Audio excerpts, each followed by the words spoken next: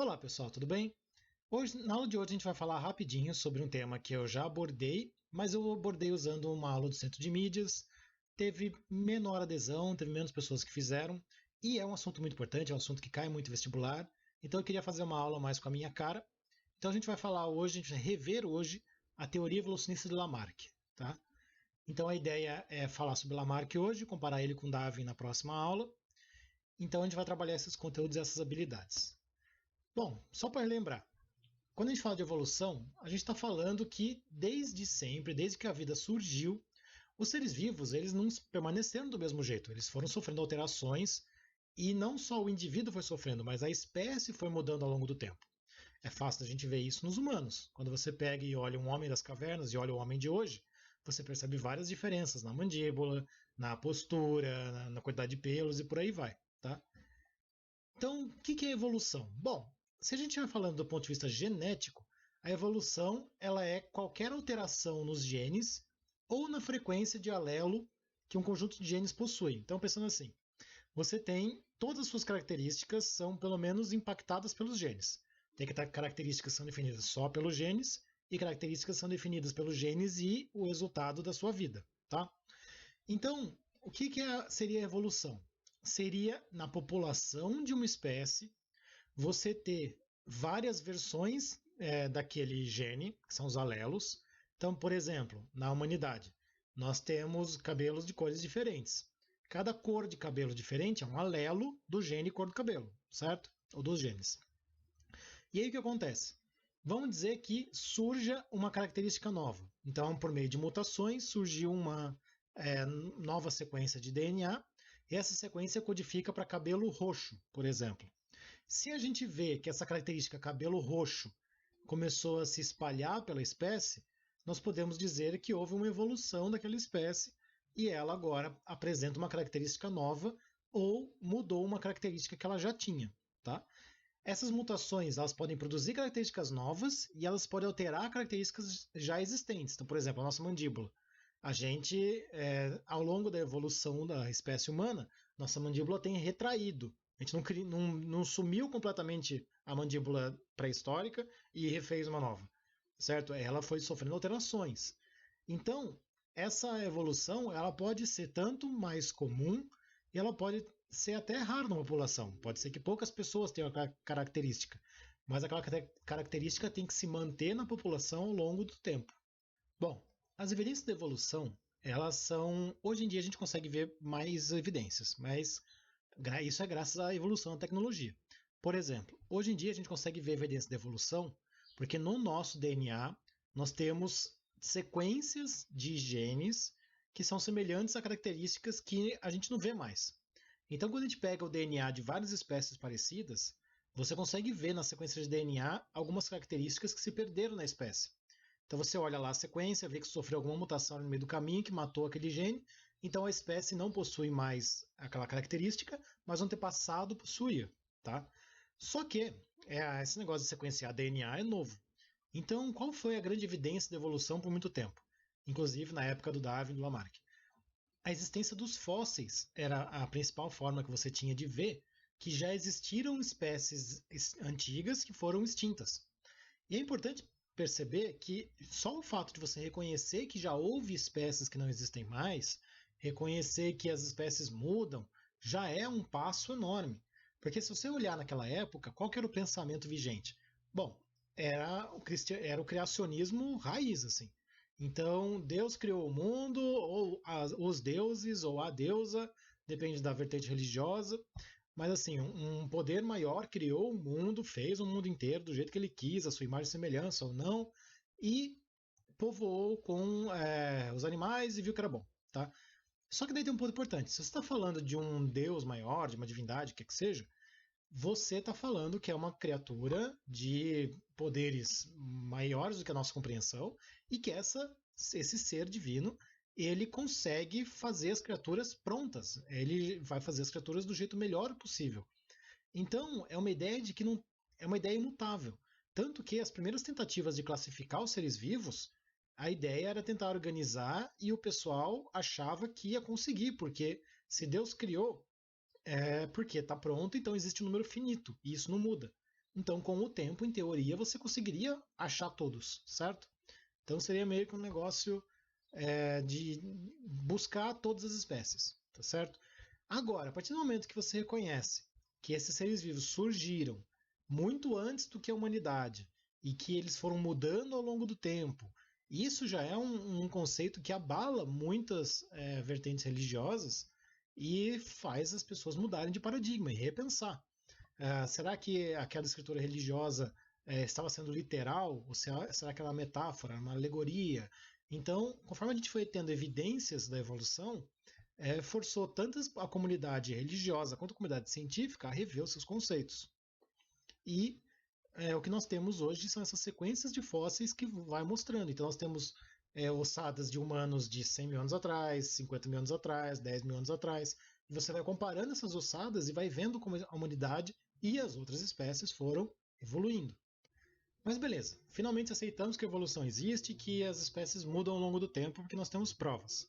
Agora falta discutir como isso funciona. Porque se a gente não está mais partindo do pressuposto que todos os animais estão prontos, por que alguns animais evoluem numa direção e outros na outra?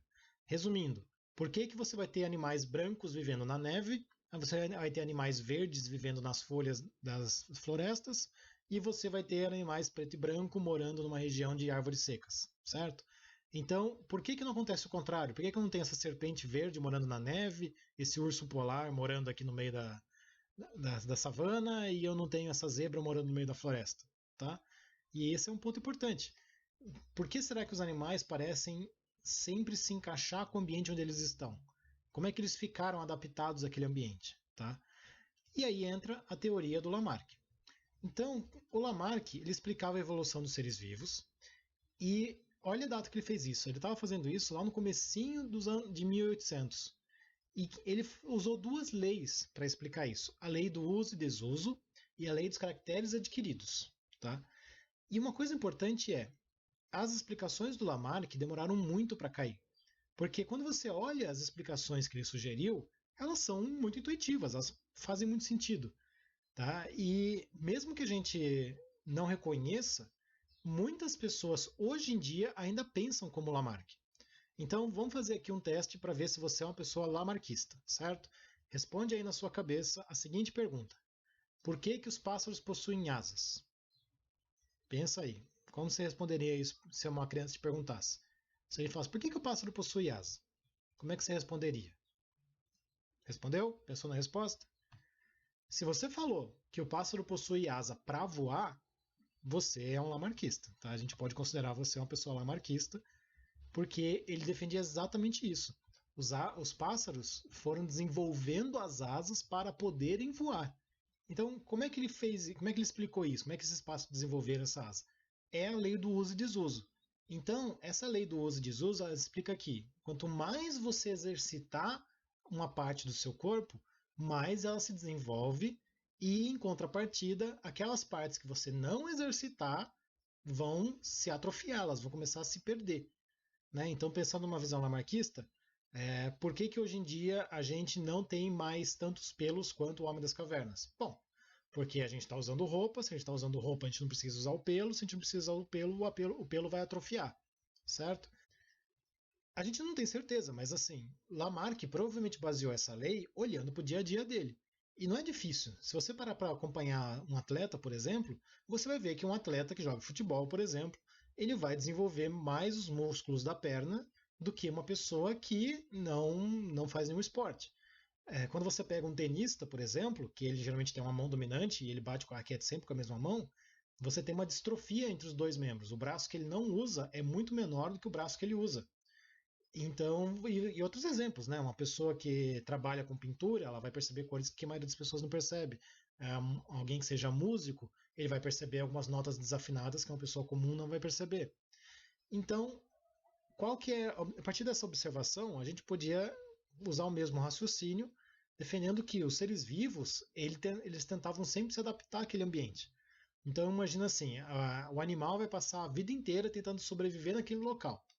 E aí, eventualmente, conforme ele vai tentando sempre sobreviver àquele local, se adaptar àquele local, ele ficaria mais adaptado a viver ali.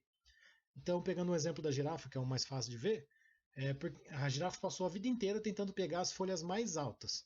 Então, por que essa girafa que estava tentando pegar as folhas mais altas ficou tão alta? Porque ela passou a vida inteira se esticando e aí esse uso constante da altura dela foi fazendo ela ficando cada vez mais alta do que outras girafas que morassem em regiões com árvores pequenas, por exemplo. Tá? Só que só essa lei, sem ajuda, ela não explica a evolução. Você precisa de uma segunda lei que explique como é que o bebê nasce. Então, a segunda lei do Lamarck é a lei da herança dos caracteres adquiridos. Está falando o quê? Que esse esforço que eu fiz durante toda a minha vida é passado para o meu descendente. Então, se eu passei a vida inteira treinando na academia, o meu bebê vai nascer mais forte. Se eu passei a vida inteira esticando meu pescoço, a minha criança vai nascer com o pescoço mais alto. Então, você sempre vai, conforme eu vou me esforçando a vida inteira, eu vou deixando um filho um pouco mais forte do que eu nasci, esse filho também se esforçaria a vida inteira e deixaria um mais forte, se esforçaria a vida inteira. Então você começa ali uma sequência de gerações exercitando aquela característica, e esse era o argumento dele.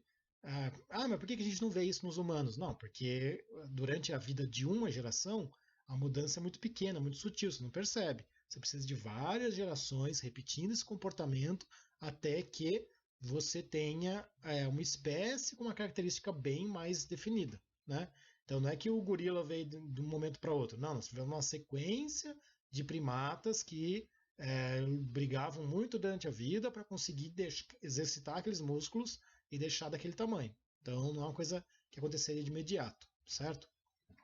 Então é sempre essa ideia. A lei do uso e desuso diz que quanto mais você tenta se adaptar àquele ambiente, mais eficiente você fica nele. E a lei da herança dos caracteres adquiridos diz que essa sua evolução, essa sua melhora, passa para o seu descendente, que já vai nascer um pouquinho melhor do que você nasceu. Tá? E aí você repete esse processo com a espécie cada vez mais ficando aprimorada. Então, por que o urso polar é branco? Ele é branco porque ele foi cada vez mais se esforçando para ser branco e ficar escondido naquele ambiente. Por que a serpente da floresta é verde? Porque ela foi cada vez mais se escondendo no meio das folhas e foi ficando cada vez mais verde. Então, essa característica, quando a gente pensa no músculo e tal, até que dá para trabalhar. Mas será que se você passar a vida inteira se esforçando, você fica mais verde? Se você começar a morar na floresta, seu filho vai nascer verde? Então, conforme a gente foi vendo que essas ideias do Lamarck tinham alguns problemas, a teoria dele eventualmente caiu. Então, o que são esses tropeços do Lamarck? Vamos olhar esses pontos falhos da teoria. Bom, primeiro, essa ideia do uso e desuso. Ela não é completamente verdadeira, tá? Porque sim, lembra do ano passado, a gente tinha duas características, que é o nosso genótipo e o nosso fenótipo. O nosso fenótipo, realmente, ele é uma combinação das nossas características de nascença, mais o impacto que o nosso estilo de vida e o ambiente tem sobre essas características. Então, realmente, uma pessoa que passe a vida inteira vivendo na praia, ela vai ficar mais bronzeada do que uma pessoa que passa a vida inteira morando na neve. Porém, tem uma coisa muito importante que você não vai conseguir criar novas características por causa disso, tá? Então, assim, não importa o quanto um animal verde vai morar no meio da neve, ele não vai começar a ficar branco por causa disso. Lembra que a gente viu no ano passado que as nossas características são definidas pelo DNA. Esse DNA, ele possui sequências de nucleotídeos, sequências de bases.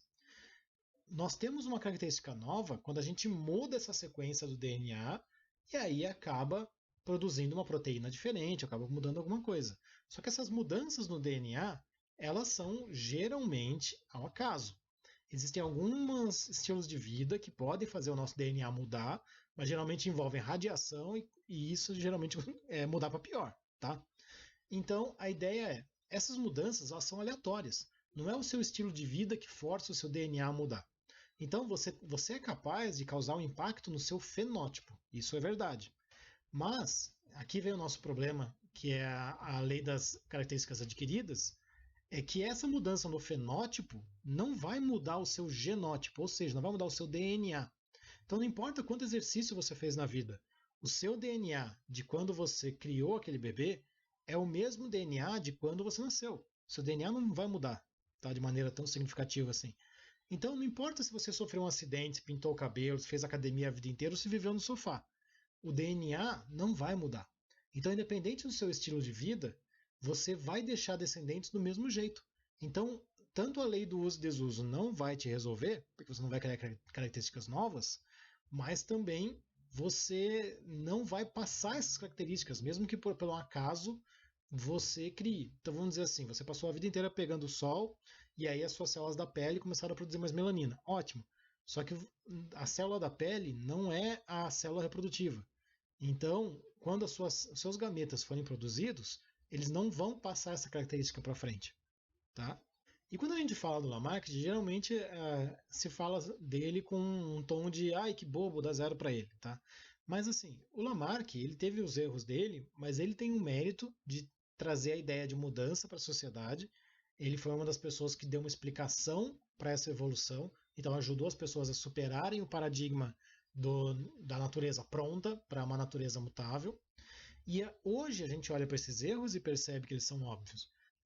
Só que nem o Lamarck, nem o Darwin já tinham ouvido falar sobre DNA, cromossomos, material genético. Eles estavam discutindo como é que a espécie evolui, sem perceber que eles estavam discutindo como é que o DNA evolui. E eles estavam discutindo isso antes de saber que o DNA existia. Então, qual que era a teoria hereditária na época? Como é que a gente explicava os bebês? Bom, uma das principais teorias na época defendia que você tinha no corpo pequenas partículas originadas em todas as partes do seu corpo e essas pequenas partículas vão para os seus órgãos reprodutores que passam para o bebê. Então, assim, o meu ombro manda uma partícula de ombro, meu dedo partícula de dedo, meu olho partícula de olho, por aí vai. Se você pensar que as pessoas são feitas de pequenas partículas, faz sentido, nesse contexto, você pensar que é uma pessoa que seja musculosa mande mais partículas de músculo. Uma pessoa que perdeu um olho, pare de mandar partículas de olho. Então, essa explicação é um dos motivos pelo qual demorou tanto para a gente abandonar o lamarquismo. Porque sem você saber do DNA, do genótipo, de toda essa conversa, é difícil de você quebrar os argumentos do Lamarck. Tá? Então a gente vai fazer agora alguns exercícios rápidos só para vocês verem como ainda tem pessoas que têm um pensamento lamarquista e é difícil você tirar isso das pessoas. Então aqui eu vou fazer um exercício da Unifesp e tem um trecho que foi pego de uma revista de 2002 que diz o seguinte: a pele de povos que habitaram certas áreas durante milênios adaptou-se para permitir a produção de vitamina D. À medida que os seres humanos começaram a se movimentar pelo velho mundo 100 mil anos atrás, sua pele foi se adaptando às condições ambientais de cada região. A cor da pele das populações nativas da África foi a que teve mais tempo para se adaptar, porque os primeiros seres humanos surgiram ali. Então, meu Deus, tá? Isso aqui é um banho de Lamarck, ó. O que ele está falando aqui, ó, que a pele se adaptou para permitir a produção de vitamina D, ou seja, como se a pele quisesse produzir vitamina D para viver no lugar. À medida que os seres humanos começaram a se movimentar, a pele foi se adaptando às condições de cada regiões. A cor da pele nativa americana teve mais tempo a ficar ali se adaptando ao lugar. Então, é óbvio, né, que a resposta é a questão do Lamarck, porque é uma aula sobre Lamarck, mas repare como o jeito do cara falar, ele passa a ideia lamarquista, tá certo? Provavelmente o que ele está querendo falar, ele está querendo falar que ao longo do tempo as características de produção foram selecionadas, tal, mas o linguajar é muito importante, tá, gente? Então, geralmente, numa questão de evolução de Darwin versus Lamarck, o jeito que você fala é fundamental. Que nem aquela primeira pergunta que eu fiz para vocês. Né? Por que o pássaro tem asas? Ah, ele tem asa para voar. Não. O pássaro não criou asas para voar. O pássaro criou asas, ponto. Por que ele criou asas? Por acaso, porque você não escolhe criar nada. Ah, mas e por que ainda existe? Porque aqueles que criaram asas, deu certo. Então a gente vai ver essa explicação na próxima aula. Aqui tem outro exercício, esse daqui nem tenta ser outra coisa, ele é lamarquista no centro. Então, assim, o hábito de colocar argolas no pescoço por parte das mulheres de algumas tribos asiáticas promove o crescimento desse pescoço, representando nessas comunidades um sinal de beleza. Dessa forma, temos que as crianças, filhos dessas mulheres, já nasceriam com o pescoço maior, visto que é uma tradição secular, ou seja, está sendo feito há muito tempo. essa afirmação é a definição de lamarckista, tá? Porque ele está falando que as pessoas vão ter um hábito, um estilo de vida, e que esse estilo de vida vai fazer com que essas pessoas mudem os bebês, tá? Então isso é a definição de Lamarck.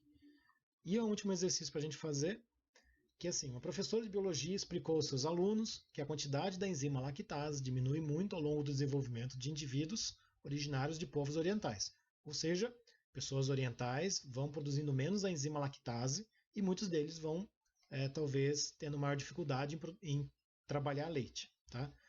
Então, eles impedem a degradação efetiva do açúcar do leite. Então, eles não conseguem digerir o leite muito bem.